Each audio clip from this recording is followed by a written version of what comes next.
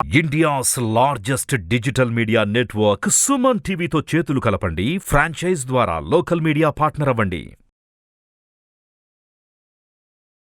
నమస్తే రేవంత్. నమస్తే అండి. రేవంత్, ఇప్పుడు మార్కెట్లో ఆప్షన్స్ విషయానికి వస్తే ఇప్పుడు ప్రస్తుతం అయితే డైలీ ఎక్స్పైరీ అయిపోయినాయి ఆప్షన్స్ అంతా కూడా. బట్ ఒకప్పుడు మీరు మార్కెట్లో యాక్టివ్గా ఉన్న రోజుల్లో, మీరు మార్కెట్లోకి వచ్చిన కొత్తల్లో అసలు ఈ ఎక్స్పైరీ అనేది అసలు ఎలా ఉండేది, ఏంటి, మీరు ఎటువంటి ఎక్స్పీరియన్సెస్ని ఫేస్ చేశారు? సార్, బేసిక్గా మన ఇండియన్ మార్కెట్లో ఆప్షన్స్ ట్రేడింగ్ జరిగే అంత ఏ ఇతర మార్కెట్స్లో కూడా జరగదు. India is one of the biggest options trading platform. And retailers పర్టిక్యులర్గా ఇందులో పార్టిసిపేట్ చేయకూడదు ఆప్షన్స్ ట్రేడింగ్లో అని చెప్పి సెబీ ఎప్పటి నుంచో భయపడుతూనే ఉంది. Because people are losing lot of money in options trading అని. కానీ ఇప్పుడు ఈ డైలీ ఎక్స్పైరీ రావటం వల్ల ఈ అంటే ఎవరికైతే సబ్జెక్ట్ తెలియదో వాళ్ళకు ఒక మంచి గ్యాంబ్లింగ్ గేమ్ లాగా అయిపోయింది. సార్, ఇంతకుముందు మార్కెట్ అనేది కొంత ట్రేడ్ చేయడానికి, ఈవెన్ మనకు కొంత ఎక్స్పీరియన్స్ ట్రేడర్స్కైనా ఎవరికైనా కానీ కొంత ట్రేడ్ చేయడానికి కొంత సబ్జెక్ట్ అనేది నేర్చుకుంటే, ఓకే, నేర్చుకునే విధంగా, అండర్స్టాండ్ చేసుకునే విధంగా ఒక స్ట్రాటజీ బిల్డ్ చేసామని అంటే అట్లీస్ట్ ఒక 6 months నుంచి 1 year వరకు దాంట్లో ఎటువంటి చేంజెస్ చేయకుండా దాన్ని ఇంప్లిమెంట్ చేసే విధంగా ఇంతకుముందు మార్కెట్ ఉండుండేది. తర్వాత ఈ డైలీ ఎక్స్పైరీ, సోమవారం, మంగళవారం, బుధవారం, గురువారం, శుక్రవారం, ఇట్లా ప్రతి ఒక్క ఎక్స్పైరీ వచ్చిన తర్వాత ఏం జరిగింది అని అంటే వోలటాలిటీ అనేది మార్కెట్లో చాలా ఎక్కువగా పెరిగిపోయింది. ఇంతకుముందు మార్కెట్లో ఆప్షన్స్ ట్రేడర్కి ఎవరికైనా కానీ ఒక ప్రిడిక్షన్ ఉండేది.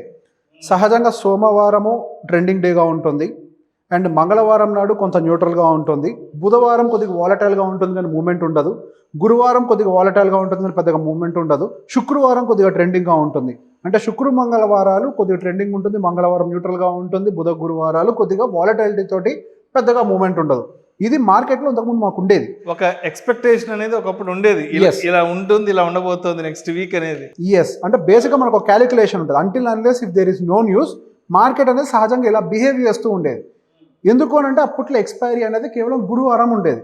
సో గురువారం ఎక్స్పైరీని బేస్ చేసుకొని మార్కెట్ అనేది దాని మూమెంట్ని ప్లాన్ చేసుకునేది. కానీ ఇప్పుడు ప్రతిరోజు ఎక్స్పైరీ అవ్వటం వల్ల మార్కెట్ ఏ రోజు ఏ డైరెక్షన్లో వెళ్తుంది, ఎప్పుడు కన్సాలిడేట్ అవుతుంది అనేది ఊహించడమే చాలా కష్టమవుతుంది. అండ్ అసలు న్యూస్ బేస్డ్ రియాక్షన్స్తో పాటుగా ఈ ఎక్స్పైరీ రిలేటెడ్ వోలటాలిటీ కూడా మార్కెట్లోకి యాడ్ అయిపోయి అన్ఎక్స్పెక్టెడ్గా గ్యాప్ అప్ అవ్వటం మార్కెట్, అన్ఎక్స్పెక్టెడ్గా గ్యాప్ డౌన్ అయిపోవటం మార్కెట్, అన్ఎక్స్పెక్టెడ్ మూమెంట్స్ మార్కెట్లో క్రియేట్ అయిపోవటము, ఇటువంటివన్నీ క్రియేట్ అవుతున్నాయి. ఇంతకుముందు ఆప్షన్ సెల్లర్కి ఒక స్ట్రాటజీ ఉండేది. ఓకే, మనం ఇంత రేంజ్ తీసుకుంటాము, హయ్యర్ సైడ్ రెసిస్టెన్స్ ఇంత రేంజ్ ఉంటుంది, లోవర్ సైడ్ సపోర్ట్ ఈ రేంజ్లో ఉంటుంది. సో ఒక స్ట్రాంగిల్ ప్లేయర్ అయితే కనుక up side and down side put and కాల్స్ని సెల్ చేస్తాడు, ఇన్ బిట్వీన్ ఎక్స్పైర్ అవ్వడానికి ఛాన్స్ ఎక్కువ ఉంటుందని చెప్పేసి ఒక ప్లానింగ్ ఉంటుండేది మాకు. బట్ ఇప్పుడేమవుతుంది అంటే ఎక్కువ మంది రావటం కూడా ఆప్షన్ సెల్లింగ్లోకి చాలా మంది ఎంటర్ అయిపోయారు. సో బేసిక్గా మార్కెట్ అనేది ఎప్పుడైతే రీటైలర్స్ని ట్రాప్ చేస్తుందో అప్పుడు బిగ్ ప్లేయర్స్కి డబ్బులు ఎక్కువ వస్తాయి. So in order to trap these retailers, మార్కెట్లో వాలటాలిటీ అనేది చాలా హెవీగా క్రియేట్ అయిపోతుంది. మీరు కాల్ సెల్ చేయండి, call side stop loss hit అవుతుంది, మీరు పుట్ సెల్ చేయండి, put side stop loss hit అవుతుంది. అసలు మీరు ఎక్కడున్నా కానీ స్టాప్ లాస్ అనేది మీ దాకా వచ్చి మిమ్మల్ని టచ్ చేసి మళ్ళీ రివర్స్ అవుతూ వెళ్ళిపోయే పరిస్థితులకు వస్తుంది. ఇంతకుముందు ఒక స్ట్రాటజీ డిప్లాయ్ చేస్తే అట్లీస్ట్ మనకు out of 10 trades 6 or 7 trades మనం డబ్బులు సంపాదించడానికి ప్రాబబిలిటీ ఉండేది. ఇప్పుడు ద సేమ్ స్ట్రాటజీని మార్కెట్లో ఇంప్లిమెంట్ చేస్తే 6 to 7 times ఓడిపోవడానికి, అంటే డబ్బులు లూజ్ అవ్వడానికే ప్రాబబిలిటీ క్రియేట్ అయినటువంటి పరిస్థితి కనిపిస్తుంది. అండ్ పర్టికులర్గా ఈ లాస్ట్ 2 months, ఈ September and October series are the worst in the last few years actually. అసలు యాక్చువల్గా అక్టోబర్ సిరీస్ అనేది మార్కెట్కి bullish month. But unfortunately we don't know, there are multiple newses. అది మనకి దాదాపు 2008 తర్వాత మళ్ళీ ఇప్పుడు 2023లోనే మళ్ళీ అక్టోబర్ సిరీస్ అనేది మనకు నెగిటివ్లో క్లోజ్ అయింది. And with huge volatility, speed momentum, huge gap downs, and ఇటువంటి హ్యూజ్ అన్ఎక్స్పెక్టెడ్ మూమెంట్స్ అనేది మార్కెట్లో క్రియేట్ అవుతూ ఉంటుంది. ఎప్పుడు కనుక బై ఎనీ ఛాన్స్ కొత్త ప్లేయర్ అంటే ఒక న్యూ పర్సన్ కనుక మార్కెట్లో కనుక ఎంటర్ అయితే కనీసం గైడెన్స్ ఇవ్వడానికి కూడా ఎక్స్పీరియన్స్ ట్రేడర్కి కూడా మార్కెట్ ఎట్టుపోతుంది, ఏ విధంగా బిహేవ్ చేస్తుంది కూడా యాజ్ ఆఫ్ నో ఎవరికి అర్థం కావట్లేదు. ఎందుకు బిహేవ్ చేస్తుంది, ఎటు బిహేవ్ చేస్తుంది అని ఒక పారామీటర్ అసలు ఏమి తెలియట్లేదు. ఇంతకుముందు మీకు ఎగ్జాంపుల్ చెప్పాను, ఒక వీక్లో మార్కెట్ ఎలా పర్ఫామ్ చేయొచ్చు, ఒక మంత్లో మార్కెట్ ఎలా ఉండొచ్చు, ఒక న్యూస్ వస్తే మార్కెట్ ఎలా రియాక్ట్ అవ్వచ్చు అనే కొన్ని స్టాండర్డ్స్ ఉన్నాయి. ఆర్గనైజ్డ్గా ఉండేది ఒకప్పుడు, ఒక ఆర్గనైజ్డ్గా ఉండేది. ఉండేది ఎస్. ఇప్పుడున్న కండిషన్లో మార్కెట్ అనేది ఎటువంటి కండిషన్స్లో కూడా అసలు మన ఎక్స్పెక్టేషన్స్ అనేది డీసెంట్రలైజ్డ్ అయిపోయింది. ఎస్ అసలు ఇంతకు ముందు అండి వాలటాలిటీ ఇండెక్స్ అని మనకు ఉంటుంది కదా, ఇండియా విక్స్ అనేది. ఇండియా విక్స్ అనేది కొద్దిగా ఎక్కువ ఉండటంతో ఆప్షన్ ప్రీమియమ్స్ కూడా కొంచెం బెటర్గా ఉండేది, ట్రేడింగ్కి కూడా మంచి స్కోప్ దొరికేది, ఆప్షన్ సెల్లర్కి అయితే మంచి ప్రీమియం కూడా దొరుకుతుండేది. ఇప్పుడు ఏమవుతుంది అంటే మనకి ఇండియా విక్స్ అనేది అంటే బేసిక్గా based on volatility index, IV value implied volatility base చేసుకొని ప్రీమియమ్స్ అనేవి డిజైన్ అవుతుంటాయి. ప్రీమియం ఎంత ఉండాలి అనేది ఇంప్లాయిడ్ వాలటాలిటీ విల్ డిసైడ్.